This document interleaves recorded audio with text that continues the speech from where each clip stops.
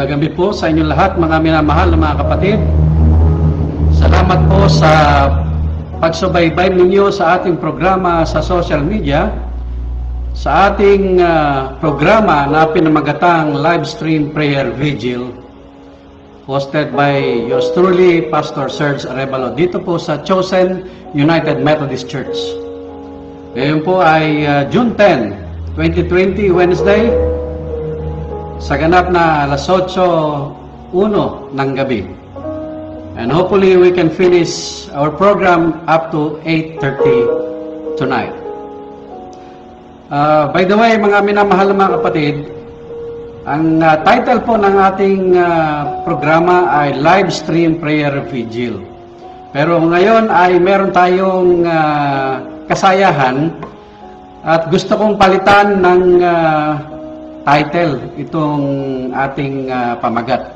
Kung meron po kayo naisip ay sabihin nyo lang po o isulat, no? Dito po sa ating pong nakapost na video. At sino man po ang manalo, magustuhan ng marami, magustuhan ko, ay meron pong 100 peso na load sa inyong cellphone. Katuwaan lang po, maliit lang po ito, alam ko. Pero ito po ay isang katuwaan at bukal sa aking kalooban na palitan ang ating pong pamagat sa mas akma sa ating gawain at sa aking personality. So kayo po nakakaalam yan at marahil ay po pwede po kayong magbigay ng ilang segundo para mag-isip at i-post po ninyo ang inyo pong suggestion. Yan. So ngayong gabi po tayo po ay magpapatuloy sa ating gawain at nais ko pong basahin ang passage dito sa Isaiah chapter 41 verse 13. Ang sabi po rito ay, "Ako ang Panginoon mong Diyos ang nagsasabi sa iyo, huwag kang matakot. Huwag kang matakot, ika'y aking tutulungan." Yan. Lahat naman po tayo natatakot, di ba? Sino ba hindi natatakot? Lalo sa panahong ito.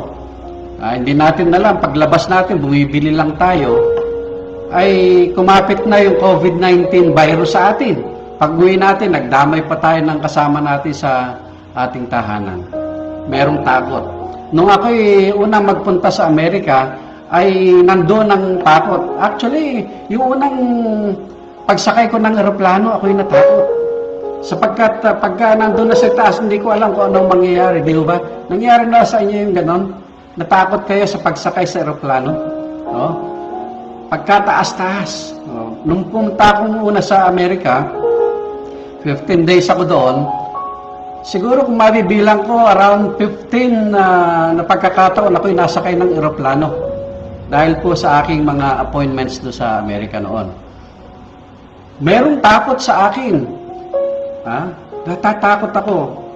Kayo ba natatakot? Lalo po kayong mga nasa ibang bansa ngayon. Mga OFW. Mga mahal nating kababayan sa ibang bansa. By the way, itong ating gawain sa gabing ito para sa inyo, mga OFW. Natakot din ho ba kayo dyan nung unang pumunta kayo? Una kayong makipamahay o kaya ay makipagtrabaho sa inyong mga bagong trabaho, bagong amo. Nakakatakot po kuminsan yung bago yung sitwasyon natin, bagong trabaho. Maraming mga tao na natatakot sa amo. No? One time ay nanood ako ng isang show dito sa telebisyon at ang naimbitahan nila na mga audience at participants, yung mga OFW, dating OFW na talagang nagtira na matagal sa ibang bansa. At pinakita po nila o sinabi nila yung kanilang mga takot at yung kanilang mga karanasan na nakakatakot.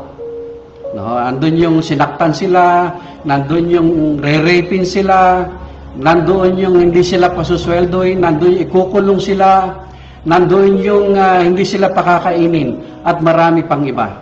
Talaga pong nakakatakot. ang bagay na ganon. Kaya, yun po ang aking gustong pag-usapan natin ngayon. Lahat po tayo natatakot, ano? Pero ang sabi ng ating passage sa gabing ito, no? Huwag kang matakot, ikaw ay aking tutulungan. Lalo na po kayo nasa ibang bansa ngayon. Walang ibang katulong, walang pamilya. Kung meron kayong kaibigan, malayong syudad, nandoon sila. No? Kung minsan kukunin cellphone, hindi na kayo makatawag. No? Pero, meron kayong isang kasama na hindi nyo alam. Ang Panginoon kasama nyo palagi. The Lord will guide us, will protect us always. No? Kaya wag po tayong matatakot. Sapagkat ang Diyos ay sa atin. Tumawag lang po tayo sa Kanya. Wag po tayong bibitaw. Kapit lang, sapagkat ang Panginoon ang siyang sa atin. Sa gabing ito, kapag naniwala tayong mabuti ang Diyos, mawawala po ang takot. Ulitin ko po, at tandaan yan, kapag naniwala tayong mabuti ang Diyos, mawawala ang takot. Purihin ang Panginoon sa gabing ito. Magtungo po tayo ngayon sa mga prayer request na padala ng ating mga kapatid, ano, mga audience natin, ano. Atin pong ipanalangin, patuloy na ipanalangin si Reverend Danny Hernaez.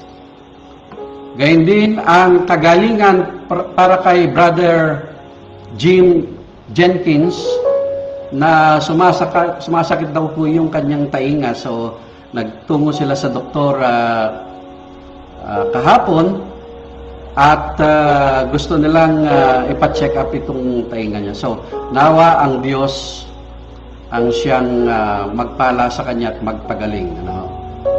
Gayun din, kagalingan para kay Dalisay Kabuang, Nesi Veridiano, na naway patuloy silang pagagalingin ng ating Panginoon.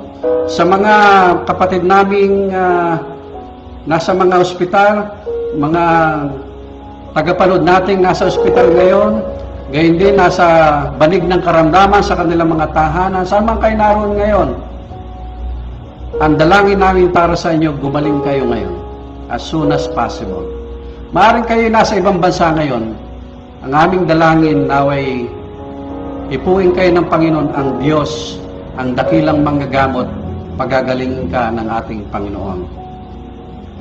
Humihiling tayo ng patuloy na pagpapala sa mga nagpapala sa inyong lingkod. Yung ating pong mga sponsors, mga donors natin, na patuloy na nagdadala ng kanilang biyaya, pagkain, mga love gifts, itong nagdaang linggo. No? Kung titingnan po nyo yung Facebook natin, ay nandun po, nakapost doon yung ano yung dinala nila at kung sino itong mga ito.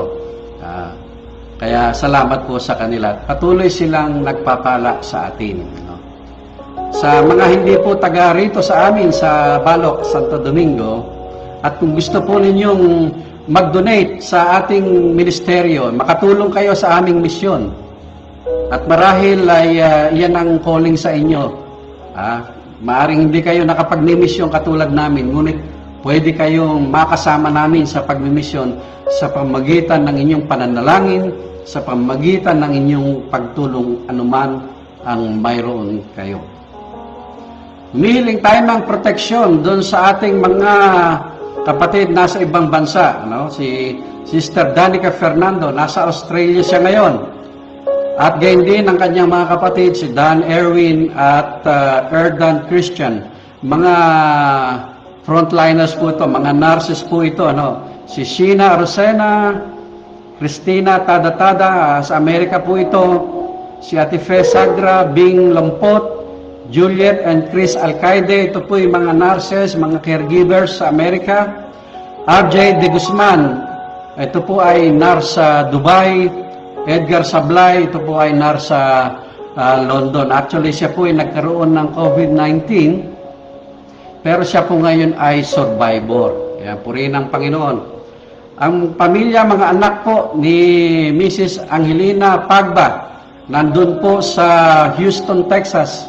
Si John yung kanya pong junior, si Cynthia, naway ingatan kayo ng ating Panginoon. Patuloy nating pinapanalangin ang mga kapatid nating may edad na, at alam naman natin na pagka may edad na ay prone dito sa virus na kumakalat ngayon. Naway patuloy silang iingatan ng ating Panginoon. Patuloy nating nilalapit ang mga kapatid natin na nanonood ngayon, nakikinig sa ating pong show sa gabing ito, sa ating pong panalanginan. Ano po? Mamaya ay titingnan po tayo kung sino po ang live online ngayon at titingnan po natin kung ano po yung kanilang mga prayer request. Announcement po, yung pong ating pagsambahay ay ginagawa na natin ngayon sa bawat pamilya. I repeat, sa bawat pamilya lang po.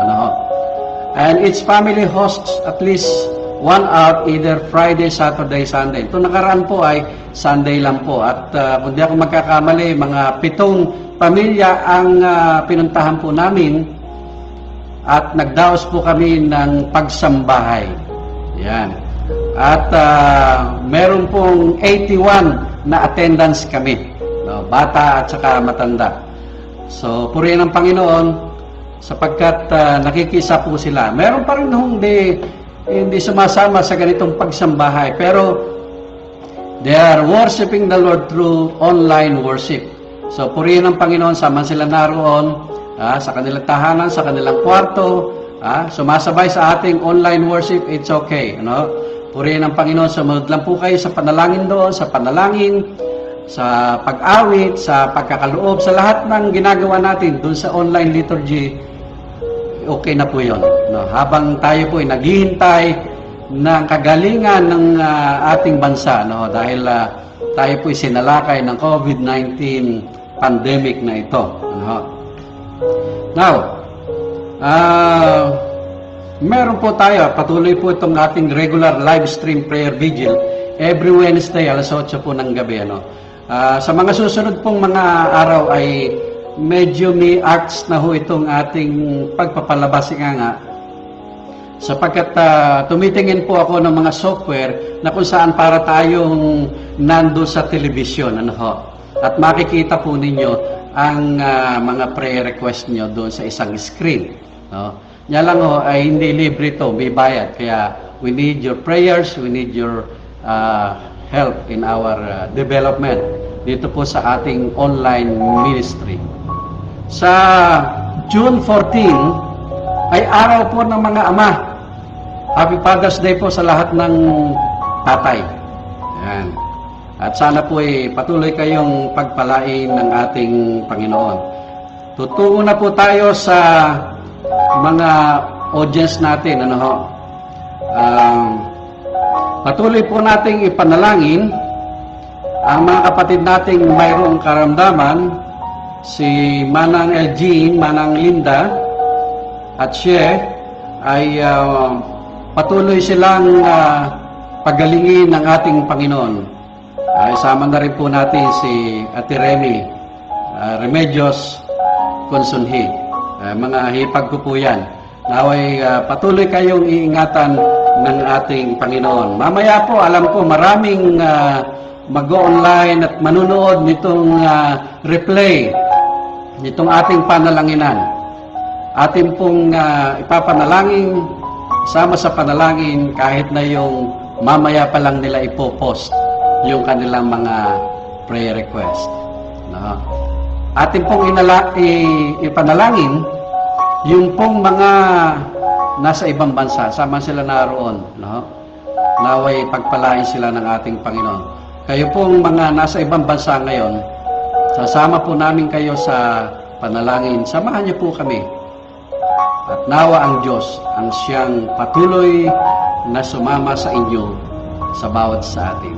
Amen po ba? Amen. So, tayo po ay manalangin. Samahan niyo po ako sa panalangin sa gabing ito. Heavenly Father, with humility,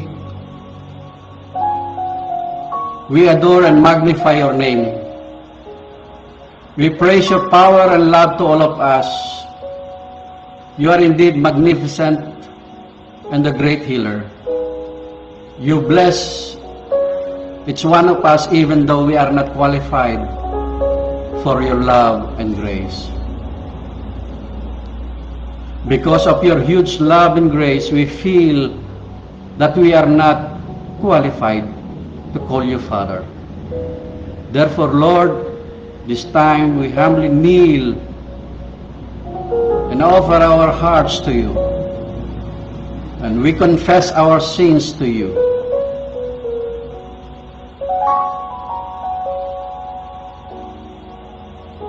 Please forgive us and show us the right path toward you.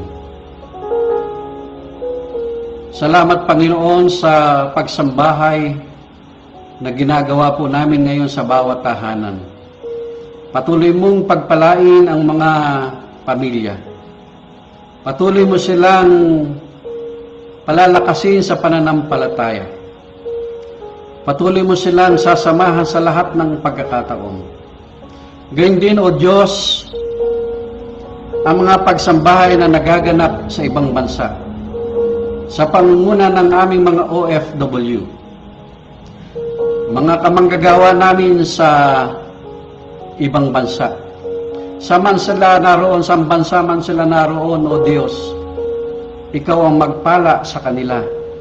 Ikaw ang sumama sa kanila, O Diyos, sapagkat naniniwala kami na Ikaw ay Diyos na mabuti. Ikaw ang magpapala sa bawat isa sa kanila.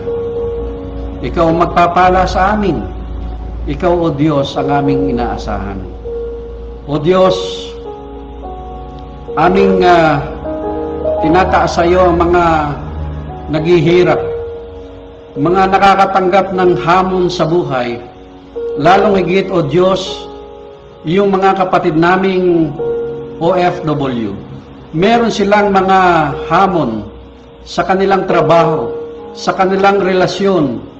Saman sila naroon, O Diyos, maaari sila nasa Dubai, Saudi Arabia, maaaring nasa London sila sa Amerika, Australia. Saman sila naroon, Panginoon, ipakita mo sa kanila, ipadamo mo sa kanila na hindi mo sila iniiwanan. Patuloy mo silang sasamahan sa lahat ng pagkakataon. O Diyos, aming tinataas sa iyo, ang mga kapatid naming mayroong mga karamdaman. Si Manang Elgin, Manang Linda, si Shie, Manang Remy, aming tinataas sila sa iyo, Panginoon, na nawa, ikaw ang magpagaling sa bawat sa kanila. Ngayon din, O Diyos, aming tinataas sa iyo si Pastor Danny Hernaez. Patuloy mo siyang pagalingin, O Diyos. Si Brother Jim Jenkins, ikaw ang magpagaling sa kanya, O Diyos. Sister Dalisay, Sister Nessie, sa mga kapatid naming nasa mga tahanan, sa ospital, hipuin mo sila ng iyong mapagpalang kamay. Ikaw, O Diyos, ang magpagaling sa kanila ngayon. Wala po kaming ibang tatawagan at tinatawagan. Ikaw lamang, O Diyos, sapagkat ikaw ay dakilang manggagamot. You are the great physician. O Lord, aming tinataas sa iyo ang lahat na nagpapala sa iyong mga lingkod. Nagpapala sa misyon tulad nito, Panginoon. Patuloy mo silang gawing mabuting katiwala. Bigyan mo sila ng mga blessings, mga salapi upang sa ganun magamit nila sa kanilang pamilya, sa kanilang pagkakaloob, sa kanilang pagtulong sa aming mga misyon. Tinataas namin sa iyo ang mga frontliners sa iba't ibang mga bansa. Si Sister Danica sa Australia, Dan Erwin Erdan Christian dito sa Pilipinas, Brother Harry Sheena, Christina Tada sa US, si si Ate Fe Sagra, Bing Lompot, Juliet and Chris Alcaide sa Amerika, RJ De Guzman sa Dubai, Edgar Sablay sa London. Gayun din si John and Cynthia Pagba sa Houston. Pagpalain mo sila, O Diyos. Gayun din ang aming mga miyembro, mga elder members dito po sa Chosen UMC. Amin pong nilalapit sa iyo ang mga nasa ibang bansa, Mercenario Season, nasa Riyadh. Naway samahan ka at ingatan ng ating Panginoon. Si Reverend Aris Balatan, nasa Australia. Patuloy kang samahan ng Panginoon ang iyong buong pamilya. Siya po ay ating misyonero sa gawing Australia. Nawa, O Lord, pagpalain mo sila, O Diyos. Hinihiling namin na sasamahan mo sila sa lahat ng pagkakataon. Lalo higit, O Diyos, kung sila'y nakakadama ng kahinaan sa kanilang kalusugan, sa kanilang pananampalataya, Ikaw, O Diyos, sumama sa kanila at magpalakas sa kanila, O Diyos. Nilalapit namin sa iyo si kapatid na Manangkil Lafi. Ingatan mo sila, O Panginoon, at nawa ay samahan mo sila sa lahat ng pagkakataon. Lahat po ng audience namin sa iba't ibang lugar at gayon din sa lahat ng manunood pa pagkatapos ng aming live stream na ito, manunood ng replay ng panalangin namin. Kung ano man, O Diyos, ang kanilang panalangin, pakinggan mo nawa ito at samahan mo sila sa lahat ng pagkakataon, sapagkat naniniwala kami, O Diyos, na Ikaw lamang ang tutugon sa aming mga panalangin. Ikaw lamang ang pwedeng gumawa ng himala sa bawat isa sa amin. O Diyos, aming tinataas sa iyo ang Chosen UMC. Sa kanyang karanasan ngayon sa mga hamon sa buhay, sa aming mga miyembro, nawa, O Diyos, patuloy mo kaming samahan, maging matatag sa aming misyon, sa aming gawain. Pagpalain mo rin ang bagong ministeryo ng aming manggagawang babae, si Sister Vanessa at ang kanyang asawa. Pagpalain mo sila at naway maging matatag sila sa mga pagsusubok, sa mga hamon, sa mga paglingkod.